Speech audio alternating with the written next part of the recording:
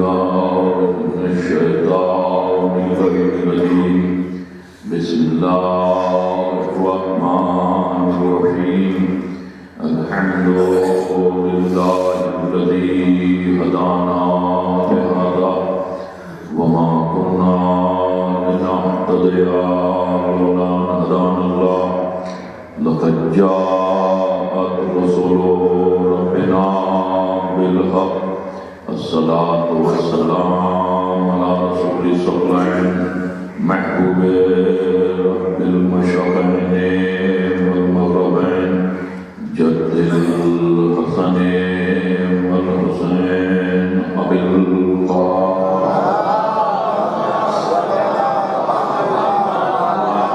الطاهرين الطاهرين المعصومين المظلومين ولعنة الله على أعدائهم أجمعين من يومنا هذا إلى قيام يوم الدين أما بعد قال الله تعالى تبارك في كتابه المجيد وقوله الحق بسم الله الرحمن الرحيم إنا أعطيناك الكوثر صلوات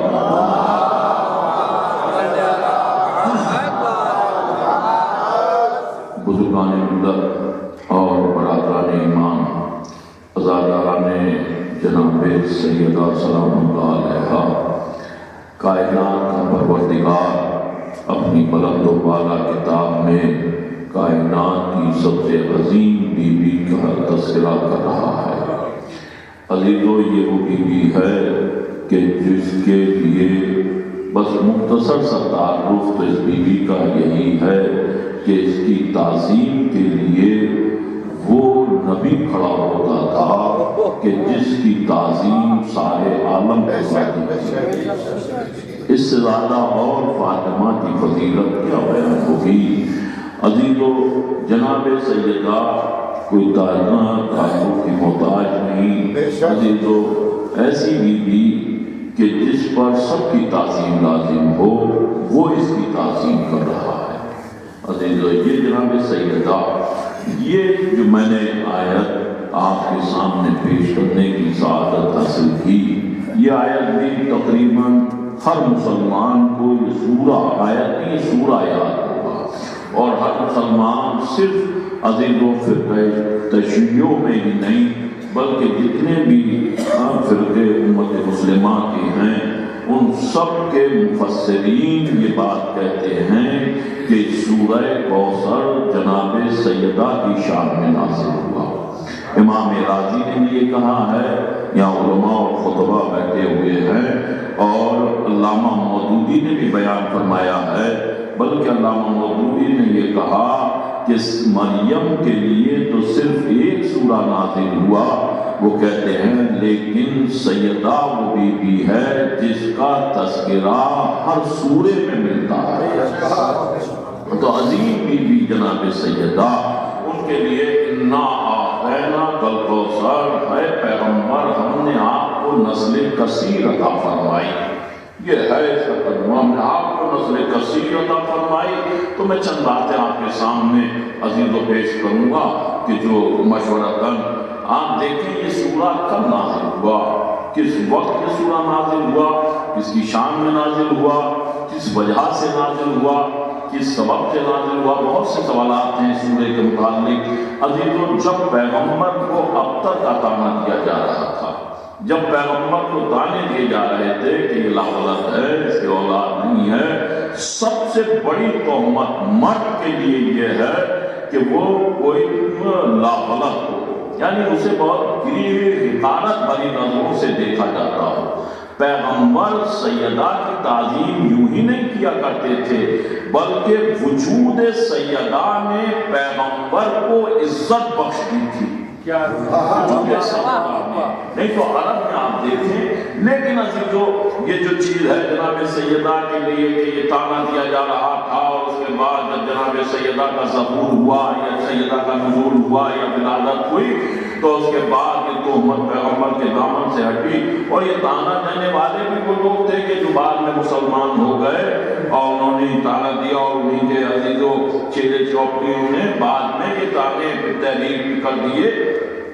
लेकिन इतनी गलत रिवायतें तारीख में गढ़ दी गई कि उसके बाद लोग गलत पर ज्यादा यकीन करने लगे। जैसा कि इंग्लिश का एक मकूला है कि इतना झूठ बोलो कि वो झूठ सच समझ में आने लगे, उसे सच समझा जाने लगे। जैसा कि आप देखें कि अज़वाज के सिलसिले में पैगंबर इस्लाम के ऊपर 8, 9, 13 ये तादाद चली जाती है और एक से तारीफ करने वाला अज़वाज की मिल जाता है। मैं मशवरा करूं यहाँ आपके सामने पेश कर रहा हूँ। आप देखिए तादाद बढ़ाते रहते हैं। अभी मैं किताब पढ़ रहा था, मुताले में थी कि जन्नती जेवर लाहौर की छपी हुई है। आदमी कोई साहब है, उन्होंने तहरीर फरमाया है, उन्होंने बहुत सी चीजें लिखी हैं। अहले सुन्नत वल जमात की किताब है, उन्होंने बहुत सी उसमें जन्नत तक पहुंचने के रास्ते लिखे हैं। उसमें इबादत के सिलसिले में भी आखिर में वो अज़वाज के पैगंबर की तरफ आए, उनकी सीरत बयान की। उन्होंने उसमें सीरत में बयान किया। देखिए बहुत सी चीजें तो अजीज आपको अज़ीज़ान मोहतरम कि आप बहुत से सुनिएगा। उन्होंने जहाँ बहुत सी चीजें बयान की, जब अज़वाज का तस्करा किया तो उन्होंने सबसे पहले जनाब खदीजतुल कुबरा का तस्करा किया। उन्होंने कहा पैगंबर की जो बीवी पहली बीवी थी जनाब खदीजा, जिनकी उम्र उन्होंने 40 बरस की थी। अब के वक्त निकाह के वक्त पैगंबर की उम्र 25 बरस की थी। वो ये तहरीर जो चाह रहा हूं मैं अपने जुमले नहीं इसमें दे रहा हूं, उन्होंने ये तहरीर किया कि जनाब खदीजा वो बीवी हैं कि जिनके बारे में तारीख ने लिखा है वो ताहिरा भी थी, नजीबा भी थी, पाकीज़ा भी थी। अब के वक्त वो तहरीर फरमाते हैं कि जनाब खदीजा ताहिरा भी थी, नजीबा भी थी, पाकीज़ा भी थी, फाखरा भी थी। अब के वक्त ये अब के वक्त लंबा है तो ये जुमले आसानी से आपने सुन लिए कि खदीजा जब अब के वक्त ताहिरा भी थी, नजीबा भी थी, पाकीज़ा भी थी। ये लिखने वाले जब तू ये लिख रहा है कि खदीजा अब के वक्त ताहिरा भी थी, नजीबा भी थी, पाकीज़ा भी थी, फाखरा भी थी, तो ये सारे सिफात गैर शादीशुदा में पाए जाते हैं जिसका आप काफिरों से हो चुका हो, जिसके बारे में मिलता है कि जनाब पैगंबर इस्लाम के अब से पहले जनाब खदीजा के 2 अंग हो चुके थे और वो काफिरों से ब्याही जा चुकी थी। तो जब काफिरों से ब्याही जा चुकी थी तो फिर वो नजीबा कहां से हुई, वो ताहिरा कहां से हुई, वो पाकीज़ा कहां से हुई, वो फाखरा। फाखर के काबिल बीवी वो होती है जिसे बाकरा माना जाए, वो माना जाता है, यानी ऐसे एहदार समझा जाता है लोग करने के जो कायनात का सबसे अफजल तरीन शख्स हो उसके हक में। और जो सामने बता नहीं खिलाफत से करने में तारीफ पढ़ रहा हूँ अजीजो, आज का दिन ऐसा है तो चूंकि आज से ज्यादा और कौन सी रिवायत हो सकती है जो माँ के बारे में अजीजो वकालत की जाए, तो जिसके बारे में ये मिलता हो तो अजीजो कायनात के सबसे अफजल तरीन के अग में जो ऐसी बीवी पहुंच रही हो उसके लिए जो तोहमत लगाई गई कि आपके अब से पहले उनके 2 अंग हो चुके थे काफिरों से, और उसके बावजूद अजीजों ये लिखने वाला लिखता है लेकिन अजीजों इसी के बारे में जुमला कहा गया हक बज़बाने बातिल, बातिल कितना ही छुपाना चाहे लेकिन हक सच्चा करके बोलता है। बात कहिए मोहम्मद व आले मोहम्मद।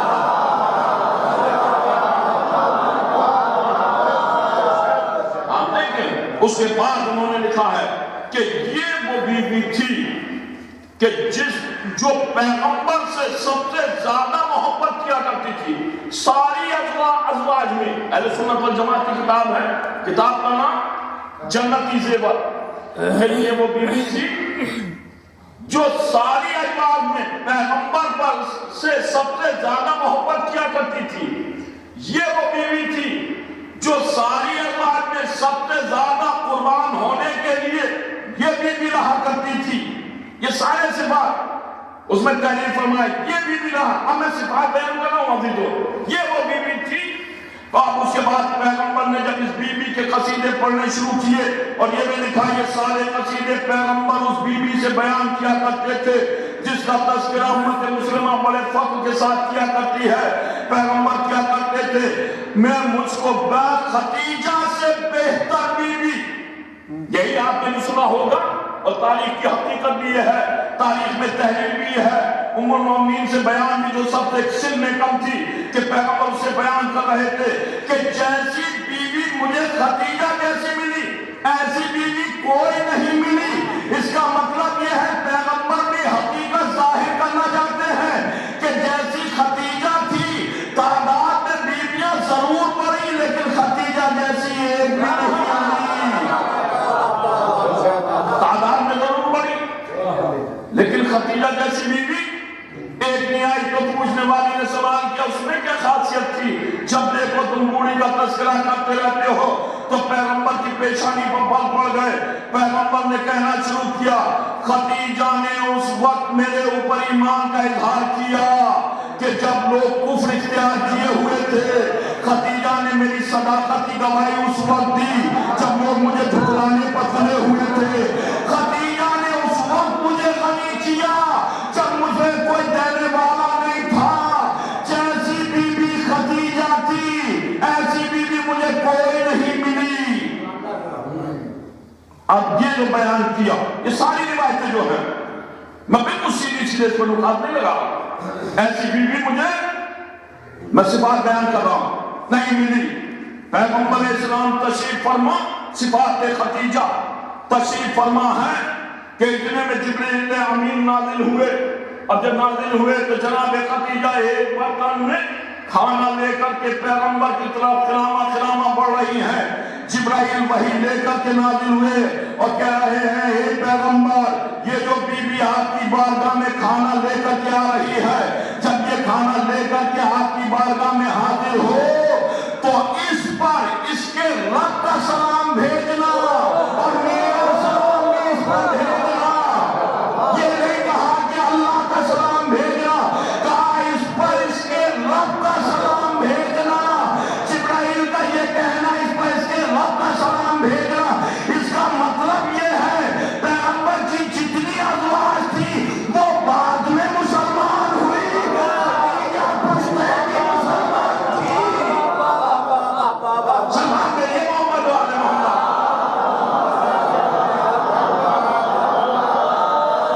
یہ وہ بیوی ہے جناب خدیجہ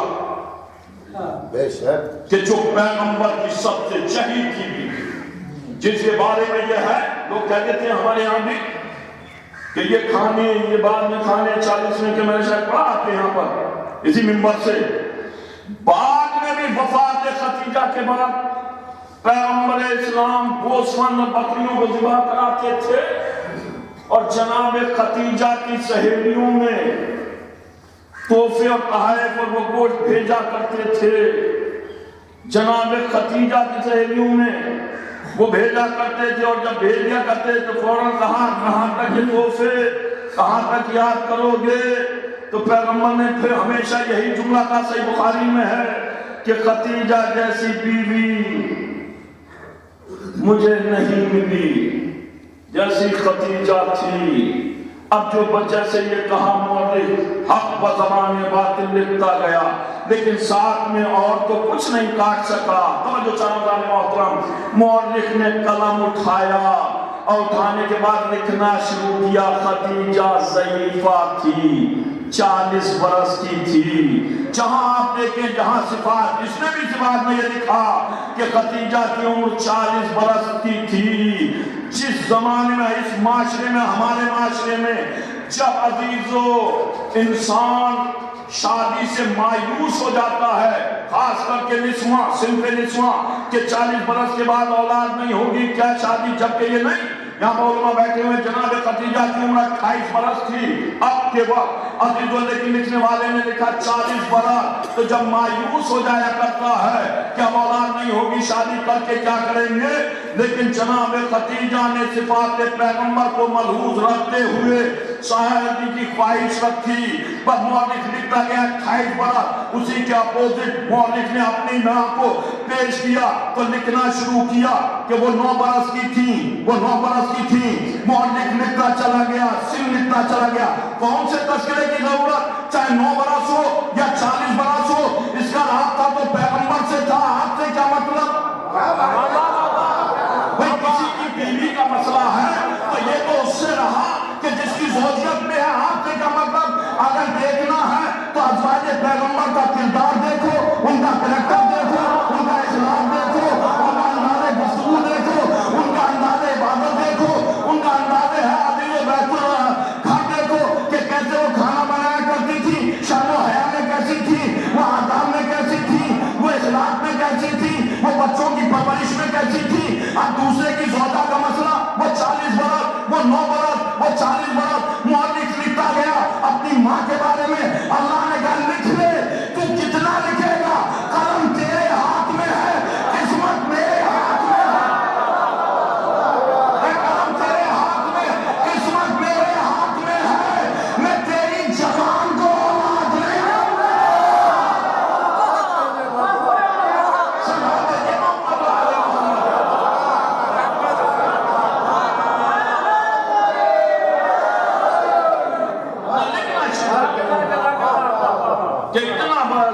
इतना सिन था, जबकि जनाब खदीजतुल कुबरा का सिन 28 बरस मोतबर रिवायतों के साथ है। लेकिन उसने लिखा। अब लिखने के बाद देखिए जो ये लिखता चला गया, इतना सिन, इतना सिन, इतना सिन। लिखना, लिखते जाओ, कितना लिखोगे। अल्लाह ने जितनी भी औलाद दी, एक या 2 को छोड़कर, वो सब जनाब खदीजा के बदन, जिसको मौलिक ने लिखा उसके बाद मुझे औलाद। किस सिन में हुई औलाद? तवज्जो चाहूं, किस सिन में जनाब सैयदा की विलादत, किस सिन में हुई? जनाब खदीजा क्या बेसत को? 6 बेसत को है जनाब सैयदा की विलादत। अगर 40 बरस का सिन था तो 6 बेसत के हिसाब से कितना सिन हो गया? पैगंबर इस्लाम का हुआ कम से कम 21 बरस, 25 में जोड़ दीजिए, 6 बेसत है, 25 बरस के सिन में हुआ तो 21 बरस आगे हो गए। 25 और 20 45, 46 बरस। खदीजा थी 40 बरस मौलिक के हिसाब से, उसमें 21 बरस और जोड़ दो, किस सिन पर पहुंची? 61 बरस। जनाब सैयदा का सिन ने विलादत, सने विलादत, जब खदीजा का सिन 61 बरस का हो गया तब अता की गई, तब अता की गई। ये हाशमी खानदान के अलावा तारीख में किसी बीवी को यह फख्र हासिल नहीं है कि इस खानदान के अलावा कोई इस सिन में जाकर के बच्चा पैदा करे। आप पढ़िए तारीख, अगर इसके तरफ जाएंगे आप तहारत की बहसों में तो आपको सिन के हिसाब से मिलेगा। 61 बरस में जाकर के औलाद हुई किसके? जनाब खदीजा के। 61 बरस में 4 बरस के बाद वफात हो गई, या 7 बरस के बाद जनाब खदीजा की वफात हो गई। अल्लाह ने कायनात की अजीम बीबी आगोशे खदीजा में डालने के बाद कहा आ जाए खदीजतुल कुबरा मेरी बारगाह में, जो तेरे तवस्सुल से मुझे गोहरे नायाब मोहम्मद को देना था वो मैं पहुंचा चुका, अब तू मेरी बारगाह में आ जा। मौलिक बयान करता है जिब्राइल अमीन नाजिल हुए और नाजिल होने के बाद कहा कि मोहम्मद ये जो बीवी है इसके लिए अल्लाह ने जन्नत में एक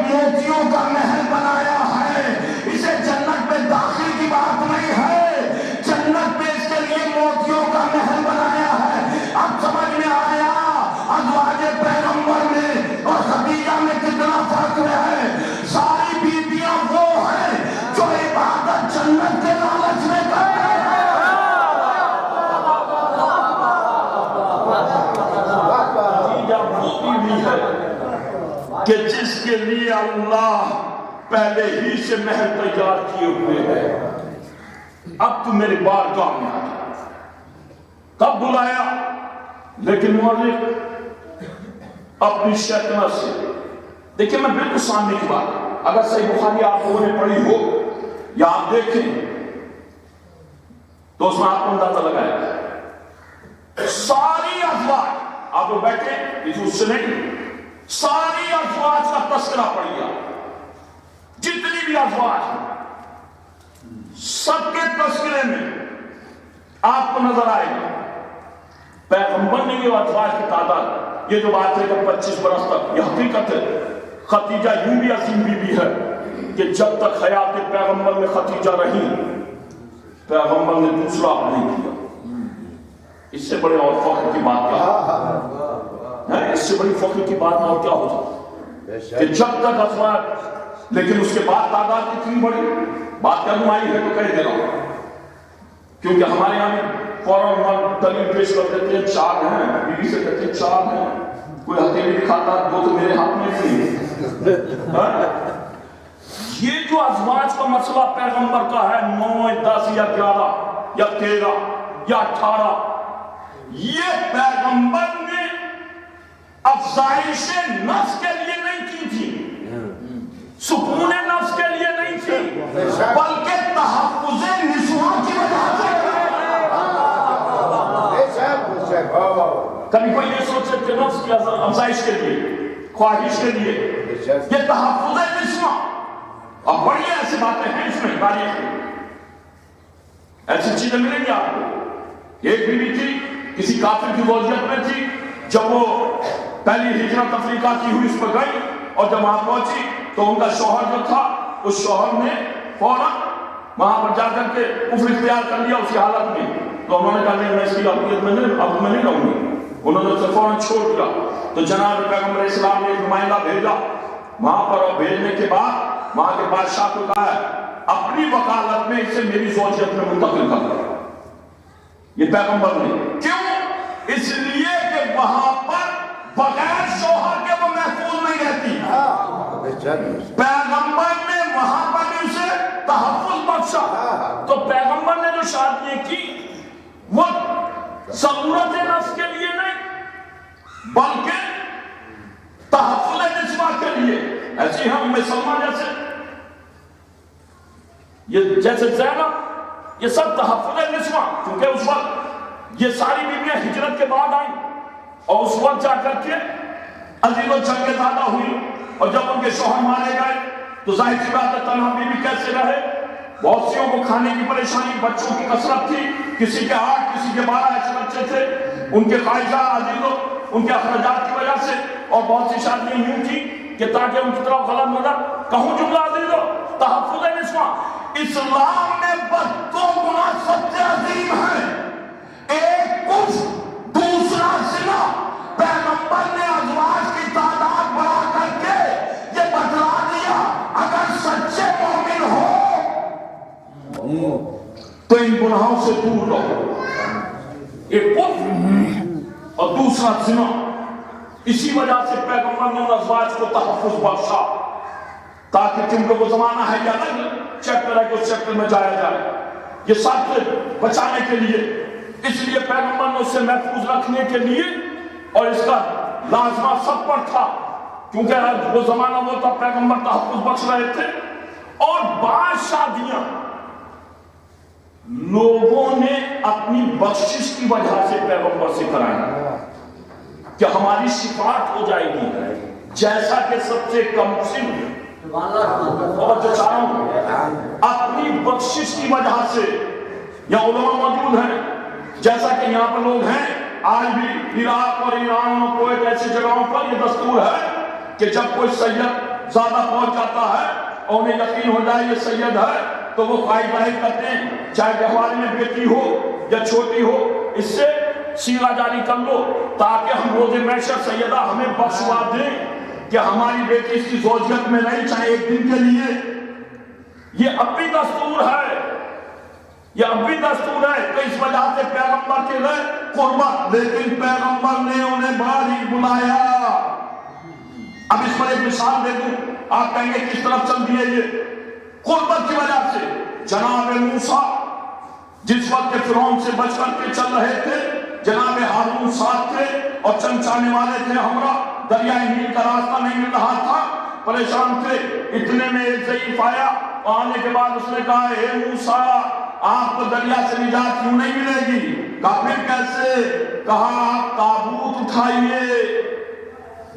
اہل سنت والجماعت کی کتاب کا نام جلوہ طور، یہ تابوت جو ہمارے یہاں اٹھایا جاتا ہے، موسیٰ سے کہا موسیٰ آپ کو نجات تب ملے گی جب آپ تابوت اٹھائیں۔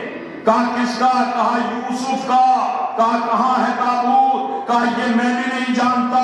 کہا پھر؟ کہا فلاں قریہ ہے، وہاں پر ایک ضعیفہ ہے، وہ ضعیفہ جانتی ہے، بس وہ بتا دیں گے آپ کو۔ موسیٰ ہارون اس قریے میں پہنچے، جب ضعیفہ کو کے گھر پر گئے، ضعیفہ سے سارا ماجرا بیان کیا تو اس ضعیفہ نے کہا ہاں میں جانتی ہوں، بتلا سکتی ہوں لیکن نہیں بتلاؤں گی، میں نہیں بتلاؤں گی۔ کہا پھر کیسے؟ اتنی خاموشی سے تو دعوت الرشیدہ میں صحابہ سوال دے کے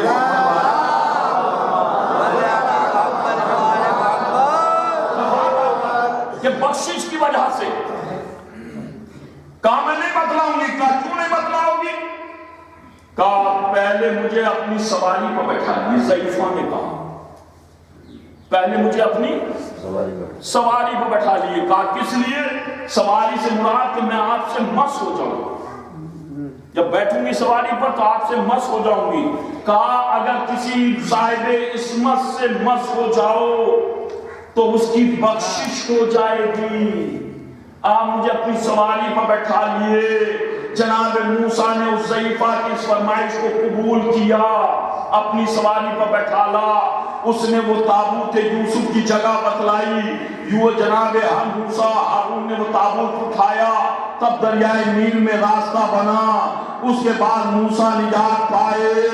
اب آپ کو نعرہ لگا کہ اگر صاحب عصمت سے مس ہو جاؤ تو بخشش ہو جائے گی۔ میں یہ واقعہ پڑھ رہا تھا ایک جگہ پر، لوگوں نے کہا مولانا پھر کس لیے برا کہتے ہو؟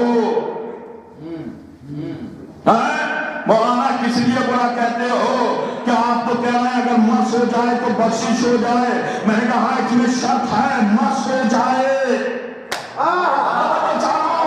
اگر مس ہو جائے تو بخشش، تو پھر ان کے بارے میں کیا خیال ہے؟ میں نے کہا میرا خیال ٹھیک ہے، آپ اپنی اصلاح کیجئے۔ مس ہونا شرط ہے، مس ہوا ہی نہ ہو تو بخشش کیسے؟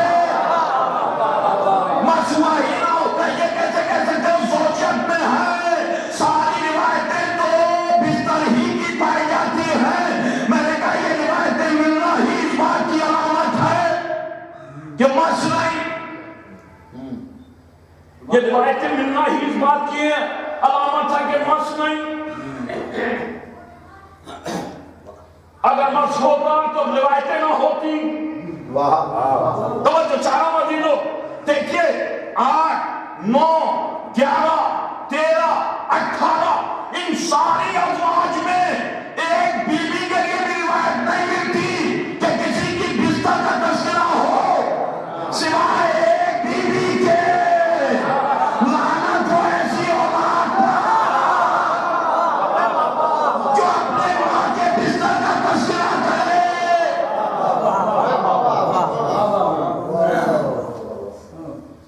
ایک بیوی کی آپ بتا دو، اگر ایک بیوی کے لیے بھی روایت، یا علماء بیٹھے ہوئے ہیں، کہیں تذکرہ دکھا دو تو ایک ہی بیوی پر سارا زور کیوں؟ اس میں روایت اسی میں جنتی زیور، توجہ چاروں بات پوری ہو، جنتی زیور، توجہ چاروں بات ہو، اسی میں روایت ہے پیغمبر نے کہا کہ واحد یہ والی بیوی وہ بیوی ہے کہ جس کے وجہ سے جب وہ میرے بستر میں ہوتی تھی اس پر بھی میرے اوپر وحی نازل ہوا کرتی تھی۔ تو ساری اگر 100 روایتیں ہیں، 100 روایتیں، ان میں سے کم از کم 90 بستر کی ہیں، لیکن خدیجہ جس پر ہمیں فخر ہے، جس نے پیغمبر کو اولاد بھی عطا کی، لیکن ایک روایت بھی وہ اولاد نالائق ہوتی ہے جو اپنے ماں باپ کے بستر پر نظر رکھتے ہیں۔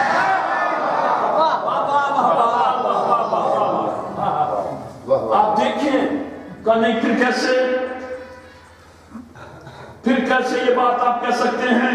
آپ نے تو شفاعت کی شرط رکھی مس ہونے کی وجہ، شفاعت کی تو کہا شفاعت کی شرط ہے مس ہونے کی وجہ، اور پیغمبر کا کوئی فعل عبث نہیں ہوتا، کوئی فعل پیغمبر کا عبث نہیں ہوتا۔ وہ پیغمبر جو سوکھے ہوئے کنویں میں لعاب دہن ڈال دے تو اس میں تو چشمے تازہ ابلنے لگے، جو پیغمبر سوکھے ہوئے درخت کو چھو لے اس میں تو رطوبے تازہ کا بکنے لگے، جو پیغمبر سوکھے ہوئے باغ میں قدم رکھ دے وہ باغ تو سرسبز و شاداب ہو جائے۔ اور جو سب سے کمسن بیوی تھی، آپ غور کیجئے یہ زبردستی جو لا کر کے ختیجہ کے برابر میں بٹھایا جاتا ہے، احترام ازواج پیغمبر کا ہے، کنیز پیغمبر کا احترام نہیں۔ ازواج پیغمبر کا احترام ہے، کنیز پیغمبر کا نہیں، کنیز پیغمبر کا۔ اور ازواج کے بارے میں ہے، نکاح بھی ہے، رشتہ بھی ہے، ولیمہ بھی ہے، ساری چیزیں ملتی ہیں، پھر ان کا نہ نکاح نہ ولیمہ نہ رشتہ نہ خاندان، کچھ نہیں۔ کیا وجہ ہے؟ دکھاؤ کہیں، صرف ایک بیوی کچھ نہیں دکھا سکتے، کیونکہ نوجوان ذہنوں کو آج کل بہت تہمت لگا کر کے بلگلایا جاتا ہے۔ کہوں جملہ، کویت میں ایک کتاب لکھی گئی، اس کتاب کا نام میں منبر سے نہیں لوں گا اس لیے کہ میں علامات کی گفتگو کر رہا ہوں۔ کتاب لکھی گئی، وہ اسی بیوی کے اوپر کتاب لکھنے والا آج ملک بدل کر دیا گیا، 7 برس یا 10 برس پہلے وہ کتاب لکھی گئی، اب وہ جرمنی میں رہ رہا ہے، نکال دیا گیا کہ اس نے ایسی بات لکھی۔ اس نے کیا لکھا؟ اس نے لکھا کہ اگر اللہ یا پیغمبر اس بیوی کو بھی ایک بھی اولاد عطا کر دیتا تو پھر جھگڑا خلافت بنائے، امامت پر جھگڑا۔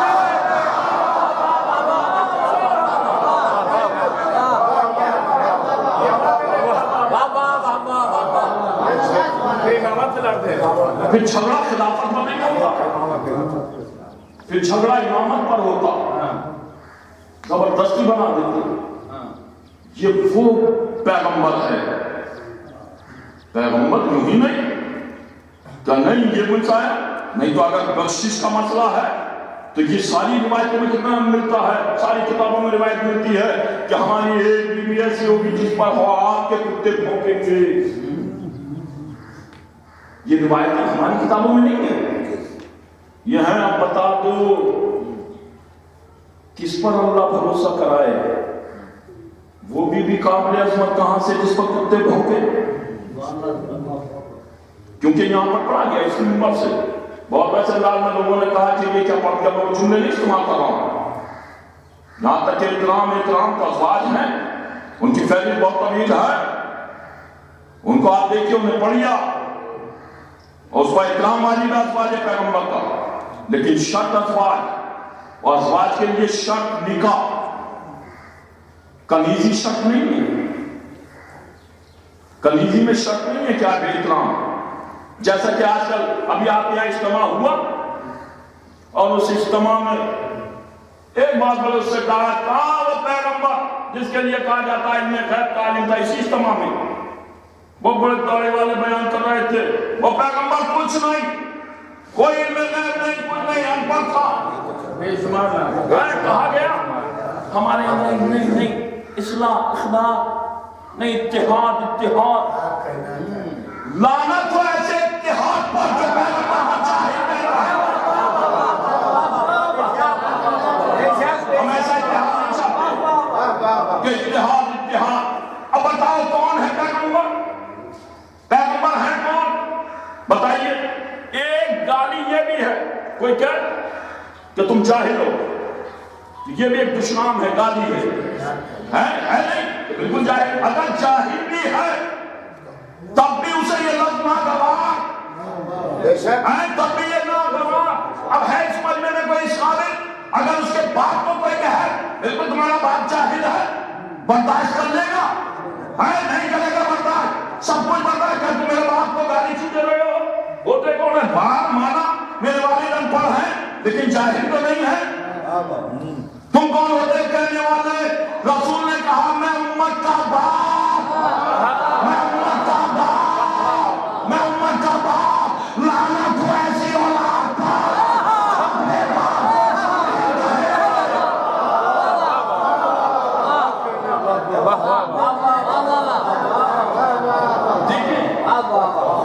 یہ شائستگی سے جیسے کہ اٹھا کے کہہ دیا فوراً، ایسی یہ کریکٹر بھی پیش کیا گیا خدیجہ کی کہ کردار کو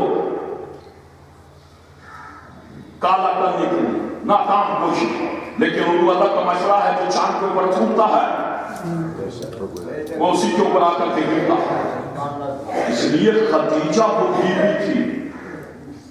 اب آپ بتائیے، جیسا کہ روایت پڑھی گئی بہت سی باتیں ہیں کہ پیغمبر کے کتنی بیٹیاں تھیں. یہ نوجوان بیٹھے اس لیے یہ باتیں نیٹ سے آج کل دین دے رہے ہیں، جنہیں جانتا بہت سوال وہ نیٹ سے بھی بہت دین دے رہے ہیں. لکھا کہ پیغمبر کے 3 یا 4 بیٹیاں تھیں. چونکہ جناب سیدہ سب سے چھوٹی تھی، میں بالکل سیدھی سیدھے اس میں نکات نہیں پڑھ رہا ہوں، کبھی آپ سوچے نکات، سب سے چھوٹی تھی اس وجہ سے پیغمبر بہت زیادہ محبت کیا کرتے تھے. آپ سے بڑی 3 بیٹیاں کون کون؟ زینب، دوسرے نمبر پر رقیہ، تیسرے نمبر پر کلثوم. یہ 3 بیٹیاں زینب بعثت سے 10 برس پہلے پیدا ہوئی، رقیہ بعثت سے 4 برس پہلے پیدا ہوئی، اور کلثوم بعثت سے 2 برس یا 1 برس پہلے پیدا ہوئی. بالکل سیدھی روایت ہے. یہ پہلے پیدا ہوا، لکھا گیا یہ ساری بیٹیاں. اور ان کا عہد پیغمبر نے کس کے ساتھ کیا؟ ابو لہب کے بیٹوں سے، 2 بیٹوں سے، زینب اور رقیہ کا 2 بیٹوں سے ہوا. جو چھوٹی تھی اس کو تو لکھا کہ وہ رخصت ہو کر کے جا چکی تھی، جو بڑی تھی اس کا عقد ہوا تھا وہ رخصت نہیں ہوئی تھی. لیکن جب سورہ تبت یدا ابی لہب نازل ہوا تو ابو لہب کے بیٹوں کو یہ بات ناگوار گزری، انہوں نے طلاق دے دی، انہوں نے طلاق دے دی. اب بتاؤ کہ جو سب سے بڑا دشمن تھا پیغمبر کا، اس کے عقد میں پہلی بات کہ پیغمبر اپنی اس کے بیٹوں کو بیٹیاں دیں گے. اب تو جو چاہوں میں نے جو سورہ پڑھا، جو آیت پڑھی میں نے آپ کے سامنے، بس اس آیت کے توسط سے اِنَّا أَعْطَيْنَاكَ الْكَوْثَرَ، پیغمبر ہم نے آپ کو نسل کثیر عطا فرمائی. کب یہ سورہ نازل ہوا؟ کہ جب لوگ پیغمبر کو تانا دے رہے تھے ابتر کا کہ یہ ابتر ہے، لا ولد ہے. یہ تانے دینے کا سلسلہ کب چلا؟ یہ تانے دینے کا سلسلہ کب چلا؟ یہ کوٹھی میں پڑھ رہا ہوں، بے شمار مجلس سے سنتے ہیں، علماء بیٹھے ہوئے ہیں. جب پیغمبر نے اعلان رسالت کیا، بھئی اعلان رسالت سے تو پہلے سب پیغمبر کو چاہتے تھے، سب صادق کہتے تھے، سب اچھا مانتے تھے، سب امین مانتے تھے. اعلان رسالت سے پہلے سب مانتے تھے. ادھر اعلان رسالت کیا، لوگ دشمن ہو گئے. اب تک لا ولد، کیسا رسول ہے، سب سے بڑا عیب ہے، اس کے اولاد نہیں ہوتی، سب سے بڑا ہے. اور جب یہ تانا کیوں دیا گیا اس کے اولاد نہیں، لکھنے والے جھوٹے کا حافظہ نہیں ہوتا. خود ہی لکھ دیا کہ پہلی بیٹی 10 برس پہلے، دوسری 4 برس پہلے، تیسری 2 برس پہلے.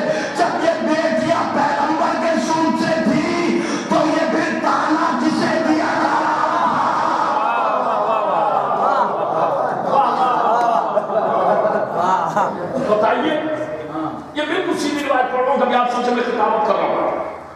یہ بہت بڑا الزام ہے ذات پیغمبر پر اور سیدہ کی منزل کو کم کرنے کے لیے۔ جب یہ 3 بیٹیاں تھیں پیغمبر کے صلب سے، تو یہ طعنہ کسے دیا جا رہا تھا؟ کیوں نہیں دیا گیا؟ اور جب دیا جا رہا تھا تو یہ 3 بیٹیاں مد نظر کیوں نہیں تھیں؟ بھائی اس کے تو پہلے سے 3 بیٹیاں ہیں، تو پھر یہ اب تک کا طعنہ کس لیے؟ جھوٹے کا حادثہ نہیں ہوتا، لکھنے والا پہلے لکھ چکا کہ یہ 3 بیٹیاں تھیں، لیکن عزیزو قرآن میں آیت انا اعطیناک الکوثر پر یہ تفسیر میں کہ جب لوگ طعنہ دے رہے تھے تو اللہ نے سورہ کوثر نازل کیا، آغوش میں سیدہ کو بھیج دیا۔ اب میری سمجھ میں نہیں آتا کہ میں ملا کی روایت مانوں یا قرآن کی آیت مانوں۔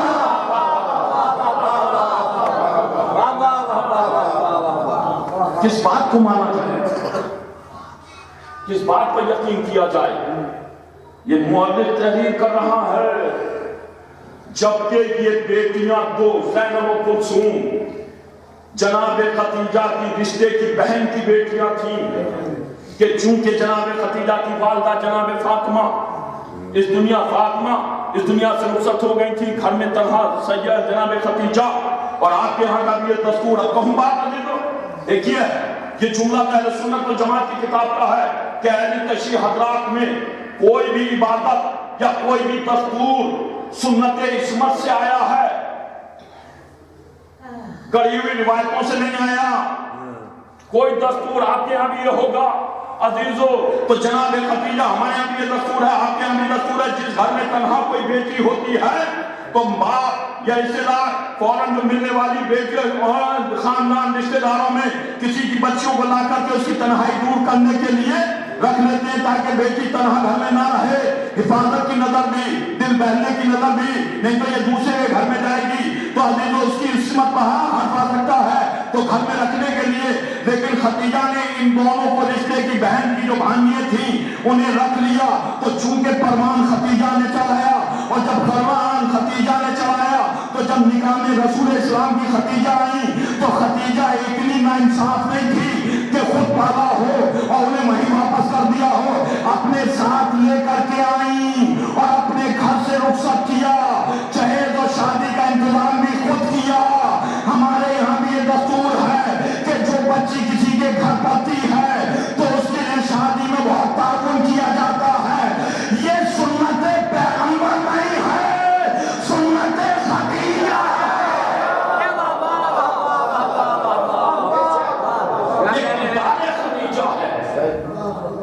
یہ ہمارے یہاں دستور ہے، آپ کے یہاں بھی ہوگا، اور سے یہاں کے جس کے گھر پر کوئی بچی دادا نہیں ہو، جیسا کہ بھانجی بھی ہوتا ہے، نواسی ہوتا ہے، تو یہ جو بھات کا سلسلہ ہے، یہ بھات والا سلسلہ جو آیا یہ کافروں یہودیوں سے نہیں آیا ہے، یہ خدیجہ کی سنت آیا ہے۔ یہ تعاون کرنا، چونکہ بھانجی ماما کے گھر پر تھی زیادہ تر، یا نواسی نانا کے گھر پر تھی زیادہ تر، یا عزیزو اس طریقے کی جو پڑتی ہے، یہ خدیجہ کی سنت ہے۔ خدیجہ نے پروان چڑھایا اور اس کے بعد ان کی شادی کا اہتمام کیا، تو عزیزو وہ خدیجہ جس کے لیے بڑے بڑے کافروں کے رشتے آئے ہوں اور اس نے ان رشتوں کو ٹھکرا دیا ہو اور صاحب عصمت پر نظر رکھی ہو، وہ خدیجہ اپنی پالی ہوئی بیٹیوں کی شادی، میں بالکل سیدھی روایتیں پڑھ رہا ہوں۔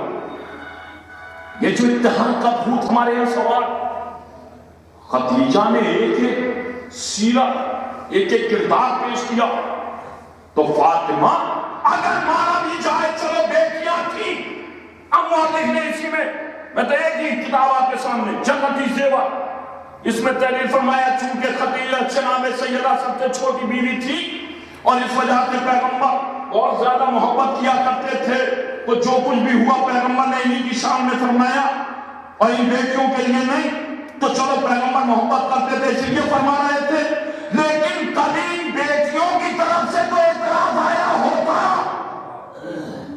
یہ تو پیغمبر وہ ہے جو 18 13 12 11 8 ازواج میں بھی برابری کا حق رکھتا ہے، ایک زوجہ کو بھی کبھی یہ اعتراض نہیں ہوا کہ ہمیں کم سمجھا ہو، اسے زیادہ سمجھا ہو.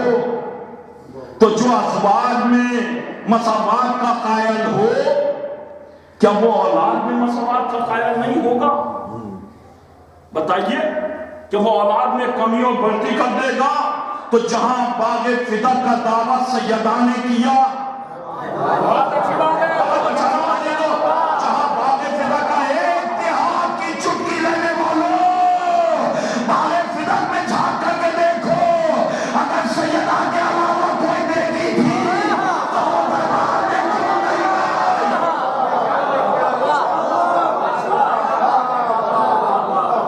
برباد اسے بھی جانا چاہیے تھا. وہ بھی دعویٰ کرتی جائیداد تو سب کو اچھی لگتی ہے، سب کو اچھی لگتی ہے جائیداد، اس نے دعویٰ کیوں نہیں کیا؟ یہ کہہ دیتے نانا بابا آپ کو بس سیدہ کے بچے پیارے، چلو سیدہ کا مسئلہ انہیں کاندھوں پر بٹھائے گھومتے ہو، ہمارے بچے کیا بات ہے، کیا بری بات ہے؟ کبھی آگوش میں لے لیا کرو. کبھی کہہ دیتی، لیکن ایک بیٹی نے کبھی آگے بڑھ کر کے نہیں کہا. کبھی ایک بیٹی نے بھی لفظ بابا کہیں نہیں ہے، لیکن لفظ بیٹی کا لفظ ہے کہ پیغمبر کی بیٹیاں تھیں.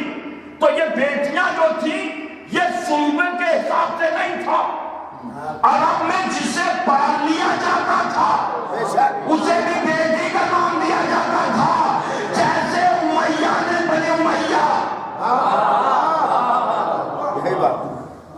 یہ بالکل ویسی بیٹیاں کر کر کے عصمت کی پیشانی پر ٹھوکنے کی ناکام کوشش کی گئی، لیکن اللہ نے اس صلب اور اس رحم میں اتنی طیب الطاہر بھی پیش کر دی کہ جس کے لیے انہوں نے ہی اسی کتاب میں تحریر فرما دیا کہ کائنات میں 4 بیویاں ہیں، ان سے افضل کائنات میں کوئی نہیں. پہلی مریم، دوسری آسیہ تلے فرعون، تیسری خدیجۃ الکبریٰ اور چوتھی فاطمہ. اور فاطمہ ان 4 میں سب سے افضل ہے. تو جب کہوں جملہ لوگ کہتے ہیں ساری ازواج برابر، ساری ازواج برابر، یہ روایت بھی اس میں ہے. اے ساری ازواج کو برابر کہنے والوں، تمہیں نے تو لکھ دیا کائنات میں عظیم 4 بیویاں ہیں. اگر اور کوئی بہتر ہوتی 12 اور 11 میں سے تو ان کا بھی نام ہوتا. بس خدیجہ ہی کا نام کس لیے ہے؟ کوئی اور بھی ہو جاتی. ام سلمہ جیسی بیوی تھی، زینب جیسی بیوی تھی، ورقہ جیسی بیوی تھی، آسیہ جیسی بیوی تھی، ان کا بھی نام ہوتا. صرف خدیجہ. اور اس کے بعد لکھ رہے ہیں پیغمبر کی سب سے چہیتی بیوی، جس سب سے چہیتی پیغمبر جسے سب سے زیادہ. تو پیغمبر عصمت کو چاہ رہا ہے، پیغمبر طہارت کو چاہتا ہے. پیغمبر عزیزو، میں نے جو بات ہے آپ کے کیونکہ ممبر ہے اس وجہ سے بات نہیں، آپ نے تو بہت اونچی اونچی چیزیں سنی اس ممبر سے یہاں کے، لیکن میں تو آپ کو اخلاق میں لپیٹ کر کے باتیں کہہ رہا ہوں. مانا کہ ازواج قابل احترام، لیکن شرط ہے کہ زوجہ ہو، اور زوجہ کے لیے نکاح شرط ہے. نکاح قرآن کی آیت کون سی ہے؟ مولانا میں تشریف فرما ہے کہ ہم بغیر نکاح کی اولادوں کو تمہارا رہبر نہیں بنا.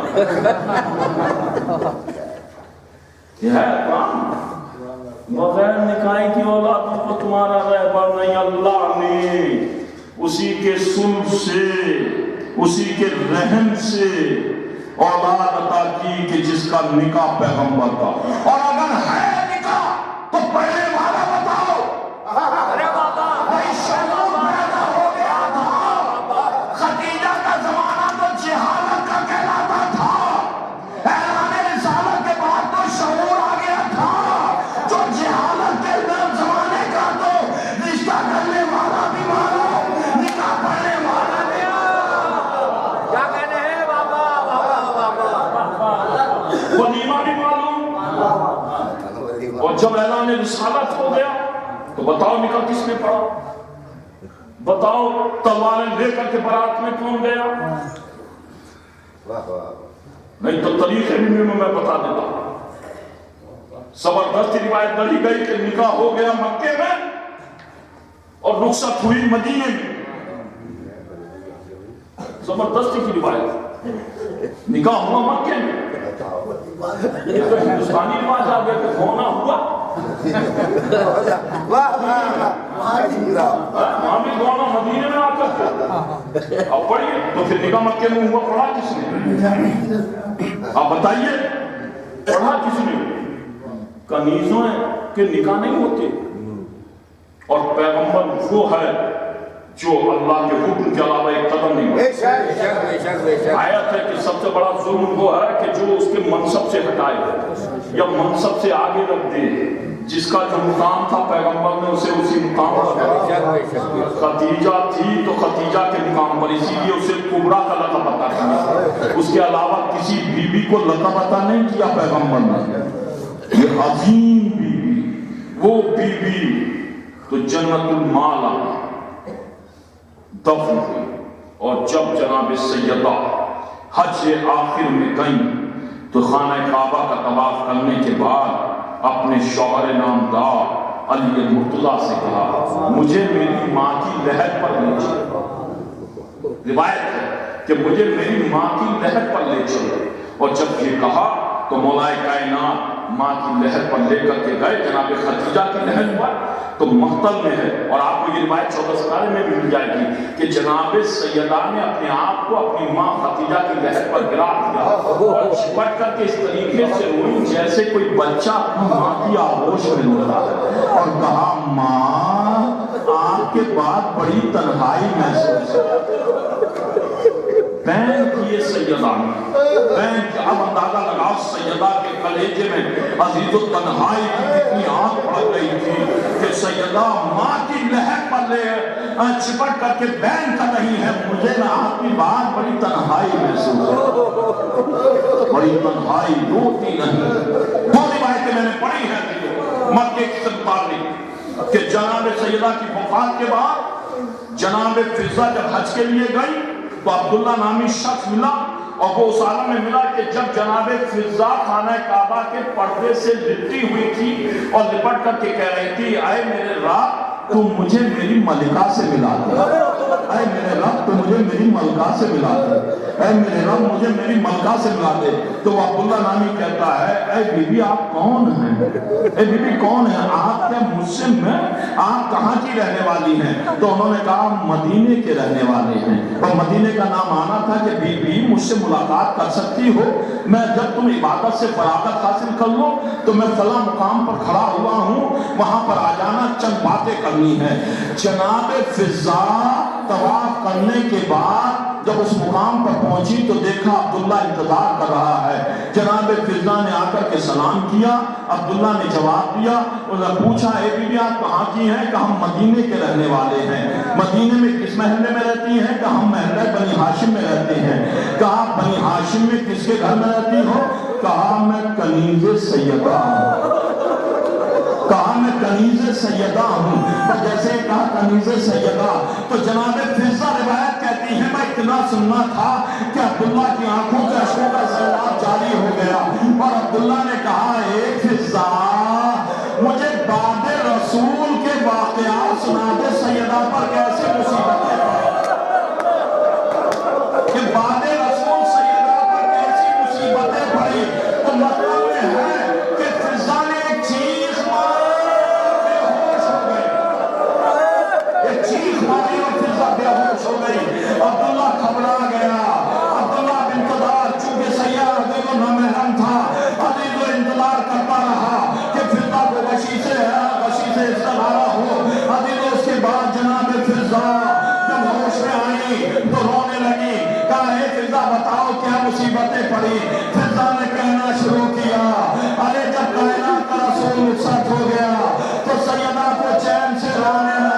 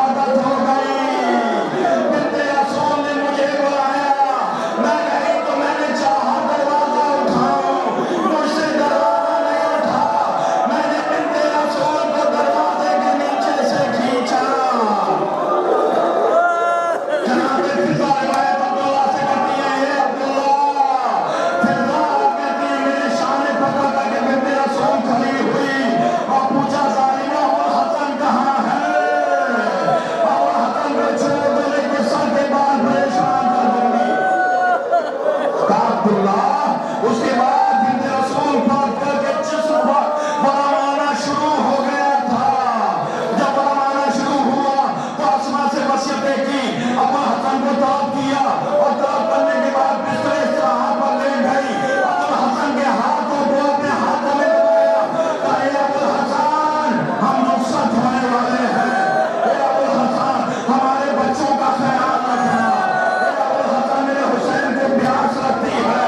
اے ابو حسن میرا حسین پانی پیتا ہے.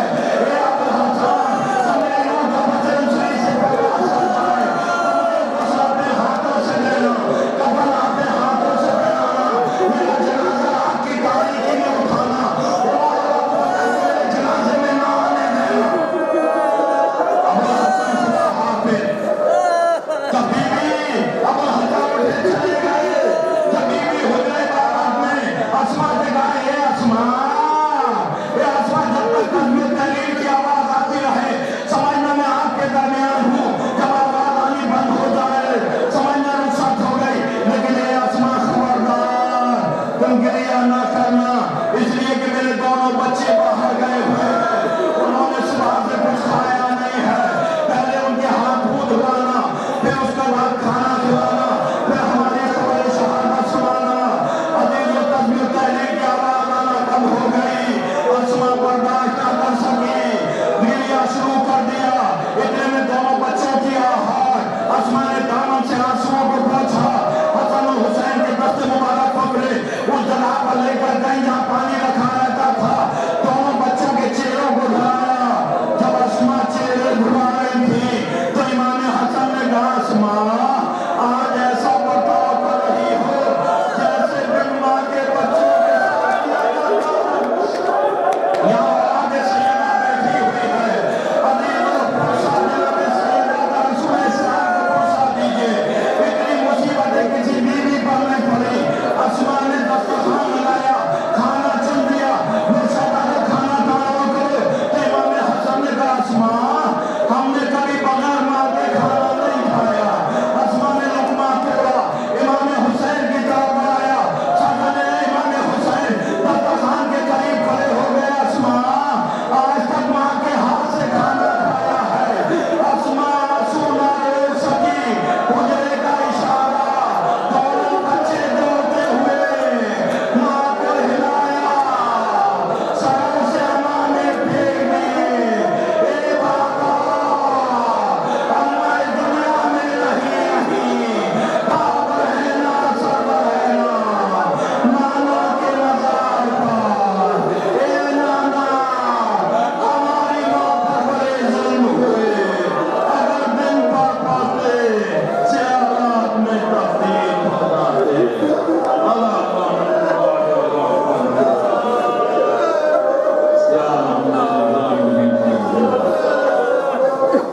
اللهم اغفر للمؤمنين والمؤمنات والمسلمين والمسلمات الأحياء منهم والأموات. وأحبب بيننا وبينهم بالخيرات إنك